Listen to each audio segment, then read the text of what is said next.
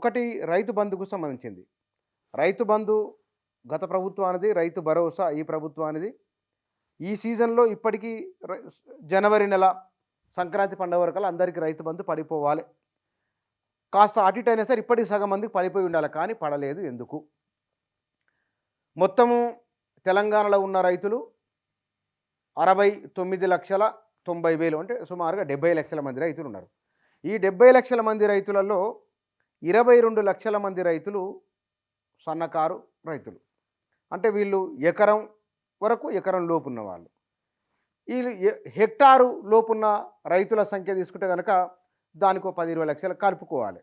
అయితే మొదలు ఎకరం లోపు ఉన్న వారికి, ఆ తర్వాత ఎకరం ఆ పైన ఉన్నవారికి, ఆ తర్వాత 5 ఎకరాలు ఉన్నవారికి, ఆ తర్వాత 10 ఎకరాలు ఉన్నవారికి, ఆ పైన ఉన్నవారికి రైతు బంధు సాయం అందించాలని కాంగ్రెస్ ప్రభుత్వం చెప్పింది.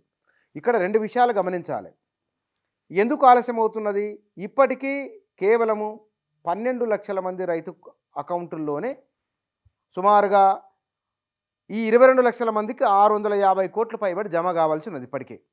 ఇప్పుడు జమ అయింది 150 నుంచి 200 కోట్లు జమ అయినాయి. మరి మిగతా ఎందుకు కాలేదు అంటే ట్రెజరీలో డబ్బులు లేవు, ప్రభుత్వ ఖజానాలో డబ్బులు లేవు. ఆ డబ్బులు లేని కారణంగానే జాప్యం జరుగుతుందని ప్రభుత్వ వర్గాలు చెప్తున్న మాట. మరి ఇదిగాక ఇంకేమైనా కారణాలు ఉన్నాయంటే ఆ కారణాలు ఏవో మనకు తెలియదు. ఎందుకు ఇది అంటే సరిగ్గా ఈ అసెంబ్లీ జరిగిన ఈ 2-3 రోజుల్లో మీడియాలో వచ్చిన వార్తలు చూస్తే కనుక తెలంగాణలో ఆర్థిక పరిస్థితి ఎట్లా ఉన్నది, తెలంగాణ ఆర్థిక రంగం ఎటువైపు నుంచి ఎటువైపు వెళ్తున్నది అని చెప్పడానికి, ఒకవేళ రైతు బంధు రాబోయే రోజుల్లో రైతు భరోసానో ఆలస్యం అయ్యిందంటే కనుక ఎందుకు ఆలస్యమైందో కాంగ్రెస్ ప్రభుత్వం రేవంత్ రెడ్డి ముఖ్యమంత్రి అయిన తర్వాత జరిగిన తొలి అసెంబ్లీ సమావేశము ఒక ఇమేజ్ను చూపించింది, ప్రజలకు ఒక ఆధారాన్ని చూపించే ప్రయత్నం చేసింది. మరి రైతు బంధు విషయంలో గత ప్రభుత్వం ఉన్నప్పుడు మొత్తము 7,500 కోట్లు, కొంచెం ఆలస్యం అయితే కనుక దానికి కొంచెం ఎక్కువనే రైతుల అకౌంట్లో పటాపట పడిపోయాయి. ఇప్పుడు ఎందుకు పడట్లేదు అంటే ప్రభుత్వ ఖజానాకు రావాల్సిన ఆదాయం సరిపడినంత రాలేదు, ఆ రానందువల్లనే మేము వేయలేదు. ఈ విషయాన్ని బయటికి చెప్పట్లేదు, అసెంబ్లీ చెప్పింది. అసెంబ్లీలో జరిగిన మొత్తం డిస్కషన్ అంతా ఈ విషయాన్ని చూపెట్టింది. అందుకే వారు అన్నారు రైతు భరోసాకు ఇప్పుడు ఈ ప్రభుత్వము ఇస్తున్నది రైతు బంధు కింద 7,000 కోట్లు అనుకుందాం. మొత్తము 2 సీజన్లు కలుపుకుంటే సుమారుగా 15,000 కోట్లు. ఈసారి ఇంకో 5,000 అదనంగా కలిపితే దానికి 7,350 కోట్లు ఆ పైన అవుతున్నది. ఈ మొత్తం అమౌంట్ కలుపుకుంటే 2,022 కోట్ల రూపాయలు ప్రతి సంవత్సరము రైతు భరోసా పేరిట ప్రభుత్వం ఇవ్వాల్సి ఉన్నది.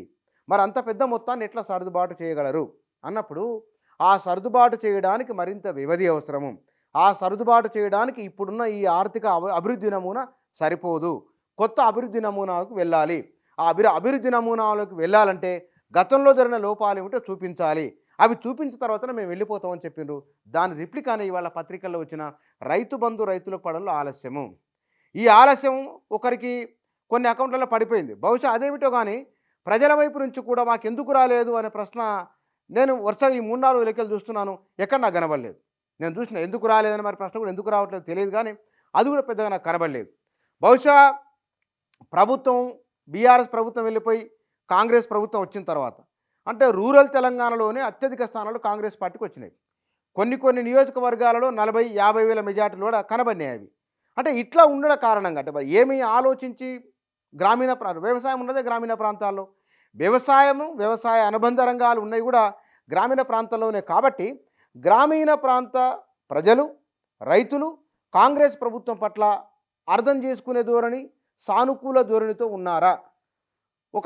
ఇవాళ అయితే రేపైనా చేస్తారు కదా, కాస్త ఆగి చూద్దామనే ఆలోచనతో ఉన్నారా తెలియదు. కానీ రైతు బంధు హెక్టారు 2 హెక్టార్లు ఉన్న వారు టకటక పడిపోయేది. ఇప్పటికే మెసేజ్లు వచ్చేవి, ఇప్పటికే రావట్లేదనంటే ఆర్థిక పరిస్థితి తెలంగాణ ఖజానా ఎట్లా ఉన్నదో చూపడానికి ఒక ఉదాహరణ. నిన్ననే తెలంగాణ ఆర్థిక రంగం ఎట్లా ఉన్నది, ఎన్ని లక్షల కోట్ల అప్పులు ఉన్నాయి, శ్వేతపత్రం విడుదలైన సందర్భంగా 2 పక్షాల వైపు నుంచి, అధికార విపక్షాల నుంచి వచ్చిన విమర్శలు, ప్రతి విమర్శలు, ఆరోపణలు, ప్రత్యారోపణలు చూసినాం. ఆ ఆరోపణ ప్రత్యారోపణలకే రైతు బంధు కొనసాగుతూ ఉన్నది అనే హెడ్డింగులు రావడానికి పత్రికలో కారణం. అంటే ప్రజెంట్ కంటిన్యూస్ టెన్స్, అది ఎన్ని రోజులు, కొంతకాలం సర్దుబాటు అయ్యేంత వరకు బహుశా మన గవర్నమెంట్ ఈ సీజన్ వరకల్లా పాత దాని ప్రకారమే రైతుల అకౌంట్లో డబ్బులు వేయాలి.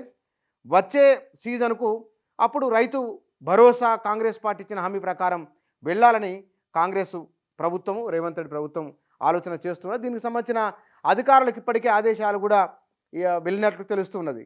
కాబట్టి రైతు బంధు సంక్రాంతి పండుగ నాటికల్లా ఆలోపు, అంటే ఇవాళ 22వ తారీఖు, ఇంకొక వారం 10 రోజులలో బహుశా అందరి అకౌంట్లలో డబ్బులు జమ కావచ్చు. ఇప్పుడు ట్రెజరీకి వస్తున్నట్లుగానే రైతుల అకౌంట్లోకి అంటే ప్రభుత్వ నిర్వహణకు, రోజువారీ ఖర్చులకు, ఆ నిర్వహణకు సంబంధించినవి, ఆ తర్వాత మిగతా కార్యక్రమాలకు వెళ్ళాల్సినవి ఉంటాయి, వెల్ఫేర్కి సంబంధించినవి. అవితో పాటుగా రైతు బంధు కూడా జమ చేయాల్సి ఉంటుంది. కాబట్టి అక్కడ కొంతమంది జాప్యం జరుగుతున్నదో లేకపోతే కనుక ఇంకేంటో చూడాలి. దీనిపైన నిర్దిష్టంగా ఇందువల్ల ఇదే కారణం చెప్పడానికి ఏం లేదు. అసెంబ్లీలో జరిగిన ఒకానొక చర్చ, ఇక్కడ క్షేత్రస్థాయిలో కనబడుతున్న ఒకానొక అనుభవం, ఈ రెండు మనం పోల్చి చూసుకున్నప్పుడు కాంగ్రెస్ ప్రభుత్వం ఏమైతే చెప్పదలుచుకున్నదో ఆ చెప్పదలుచుకున్న విషయాన్ని అసెంబ్లీ కేంద్రంగా చెప్పడం, రైతుల రూపంలో ఒకటి అర్థం చేయించే ప్రయత్నం అని బహుశా అనిపిస్తున్నది.